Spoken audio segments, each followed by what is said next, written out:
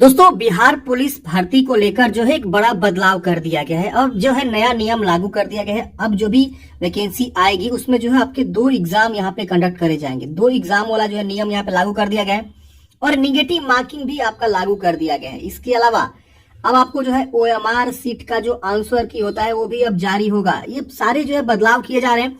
इसके अलावा आप देखेंगे तो इसमें आपको जो है ना पहले होता था कि फिजिकल के बेस पे आपका जो है मेरिट बनता था। लास्ट में पहले आप रिटन एग्जाम देते थे, रिटन जो है क्वालिफाइंग इन नेचर होता था। उसके बाद से आप फिजिकल दौड़ वगैरह करते थे, हाइट वगैरह उसमें आपको जो मार्क्स मिलते थे उसके बेस पे सिलेक्शन होता था। लेकिन अब ये जो नियम है ये हटा दिया जा रहा है। यहाँ पे आपको मैं नया नियमावली दिखाने वाला हूँ जिसमें हम आपको जो है 2 एग्जाम लागू होने के बारे में बात करेंगे। सिलेबस क्या रह सकता है, एग्जाम पैटर्न, मेरिट लिस्ट किस पे बनेगा, जो फाइनल मेरिट लिस्ट बनेगा वो किस पे बनेगा, एग्जाम 1 पे बनेगा, एग्जाम 2 पे बनेगा। तो ये सारे बदलाव जो है अब जो भी बिहार पुलिस की भर्ती आएगी उसमें यहाँ पे जो है नया नियम लागू होने के पूरे प्रावधान यहाँ पे दिख रहे हैं। तो चलिए हम जानते हैं नियमावली के माध्यम से क्या बातें हो रही है और इसमें क्या जानकारी निकल कर आ रही है ताकि मैं आपको आसानी से समझा सकूं। देखिए, ये जो है government of Bihar police branch notification है। आप यहाँ देखेंगे इसमें जो है आपको बताया गया है कि जो बिहार पुलिस एक्ट है 2007, इस नियमावली के तहत जो है ये जानकारी यहाँ पे निकल कर रही है। और यहाँ पे देखिए लिखा गया है कि Bihar police special branch general closed cadre में जो वैकेंसी आने वाली है उसको लेकर यहाँ पे जो देखते हैं ये जो है नया नियम जो यहाँ पे बदलाव किए गए हैं।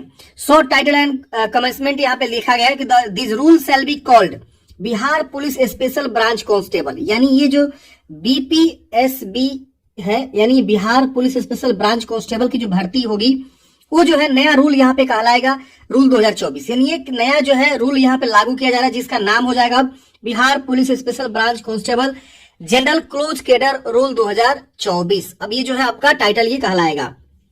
अभी जो पूरे बिहार में ये जो है लागू होने वाला है, it shall come into force with immediate effect, मतलब तुरंत जो है इफेक्ट से ये लागू हो जाएगा।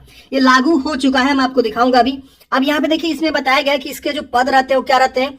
तो कांस्टेबल रहते हैं, नॉन गेजेटेड रहते हैं, रिमार्क बेसिक ग्रेड रहता है। फिर आपका प्रमोशन होता है तो आप जो है हविलदार कहलाते हैं। Non gazetted for first promotion level यहाँ पे रहता है। फिर आप हविलदार से बनते हैं क्या, तो assistant sub inspector of police बनते हैं, तो इसमें आपका सेकेंड प्रमोशन लेवल होता है। तो ये इसको हम लोग हेड कांस्टेबल भी बोलते हैं अंग्रेजी में। कांस्टेबल के बाद हेड कांस्टेबल के बाद आप जो है ASI बन जाते हैं। तो ये आपका प्रमोशन रहता है। और यहाँ पे आप देखेंगे इसमें और भी बहुत सारी इन्फॉर्मेशन दिया हुआ, आप यहाँ पे चेक करना चाहते हैं। देखिए, जब भी रूल्स आते हैं ना तो पूरा डिटेल में आपका जो रूल्स बनता है। अब यहाँ जो भी यहाँ पे रूल्स होंगे वो 1 अप्रैल को हमेशा जो है एवरी मंथ में आप मतलब एवरी ईयर 1 अप्रैल को यहाँ पे जो है ये रूल्स वगैरह जो है कैलकुलेशन वगैरह जो भी वैकेंसी का एज होगा, निर्धारण जो भी एज होगा वो सब आपको जो है किया जाएगा। इसके अलावा जो कट ऑफ होगा वो सब ईयर के एवरी 1 अप्रैल को काउंट करे जाएंगे। जैसे होता है ना कि एज एज ऑन होता है ना, तो उसी तरह से यहाँ पे लिखा हुआ कि 1 अप्रैल ऑफ एवरी ईयर आपका जो है ये आपका जो भी वगैरह होगा रूल्स वो सब आपको रहने वाले हैं। इसकी वजह से देखेंगे एजुकेशनल क्वालिफिकेशन, तो इसमें जो वैकेंसी होती है उसमें 12वीं पास जो है आपके रखे जाएंगे। यानी आपका जो मिनिमम एजुकेशन क्वालिफिकेशन होनी चाहिए 10+2 12वीं होनी चाहिए। और जो एज आएगा जो गवर्नमेंट ऑफ इंडिया के द्वारा, गवर्नमेंट ऑफ बिहार के द्वारा जो है अलग अलग जो एज क्राइटेरिया होती है वो आपका यहाँ पे रहने वाला है, छूट वगैरह जो भी होता है। अब बात आती है रिटन एग्जामिनेशन के बारे में। देखिए, ये सबसे इंपॉर्टेंट पॉइंट है। होगा क्या कि रिटन एग्जाम में बहुत बड़ा बदलाव किया गया है। आपका जो रिटन एग्जाम होगा वो 10th क्लास के मेट्रिकुलेशन स्तर का रहने वाला है। बिहार स्कूल एग्जामिनेशन का जो है यहाँ पे बोर्ड का जो है ये लोग इक्विवेलेंट लेवल रखे हुए हैं। और इन्होंने बताया कि there shall be 2 question papers, मतलब इसमें आपके जो 2 क्वेश्चन पेपर्स आपको सॉल्व करने हैं। First question paper shall be 100 question of 100 marks, मतलब पहला जो क्वेश्चन पेपर होगा 100 मार्क्स का होगा और 100 क्वेश्चन आपको सॉल्व यहाँ पे करने होंगे। देख रहे ना, इसकी वजह से आपको 90 मिनट समय मिलेंगे। यानी आपको पहले बहुत ज्यादा समय मिलता था लेकिन अब मात्र आपको जो है 90 मिनट में यानी 1.5 आवर्स में आपको जो है सॉल्व कर देने हैं। Second question paper shall be 100 question of 100 marks.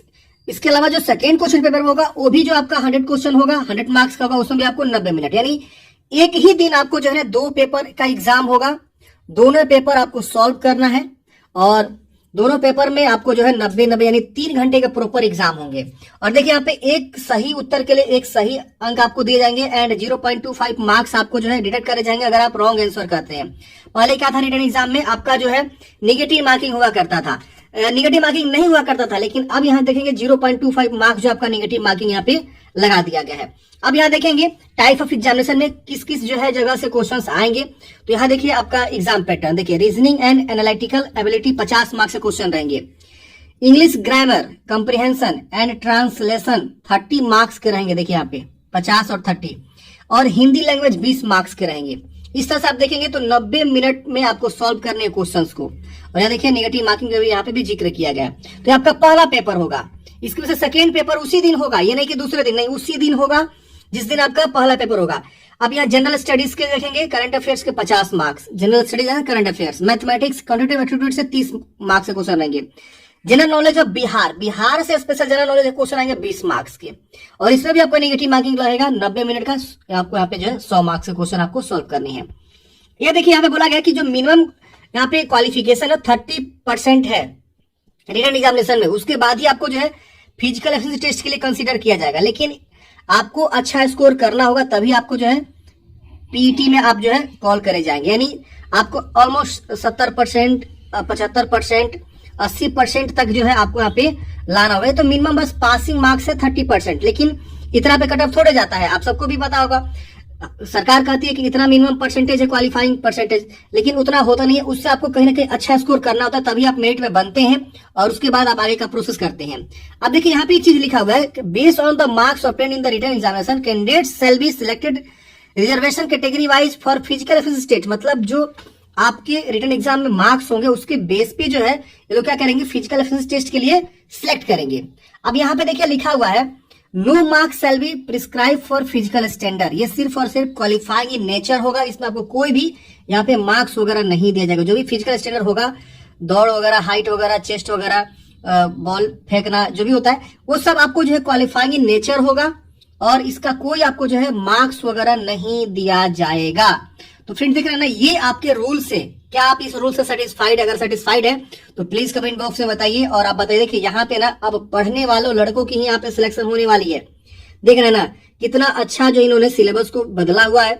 अब बात बहुत सारे लोग करेंगे कि जो 21,000 पद का जो वैकेंसी आया हुआ है, ऑलरेडी वो एग्जाम रद्द हुआ, क्या उसमें भी ये रूल लागू हो सकता है? देखिए इससे कोई लेना देना नहीं है। जो नई वैकेंसी आएगी ना उसमें ये सारे रूल्स लागू होने के पूरे संभावना है, संभावना है क्या हो जाएगी। तो इससे जो 21,000 वाला जो रूल है ना, इसमें आपके नहीं लागू। इसका जिस तरह से एग्जाम होगा, एक सिंगल एग्जाम फिर रिटर्न एग्जाम आपका फिजिकल, वही होने के पूरे संभावना मेरे हिसाब से लग रहा है। जो 21,000 आपका एग्जाम जो रद्द हुआ है, अब बहुत जल्द ये भी होने की पूरी संभावना है, क्योंकि अब देख रहे हैं ना बहुत सारी चीजें बदलाव हो रही है।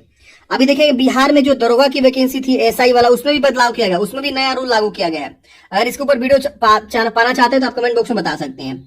तो ये जो वैकेंसी ऑलरेडी चल रही है 21,000 पदों पे, जिसका रद्द हो गया था धांधली की वजह से, तो उसमें ये रूल नहीं लागू होने के पूरे चांस है। अब देखिए क्वालिफिकेशन की बात करें तो देखिए हम बोला गया final merit list shall be prepared on the base of written examination. मतलब क्या कि जो फाइनल मेरिट लिस्ट बनेगा आपका, वो रिटन जो होगा एग्जाम उसके बेस पे होगा, ना कि आपकी दौड़ के ऊपर होगा। देख रहा था पूरा का पूरा यहाँ पे गेम जो है बदल गया है।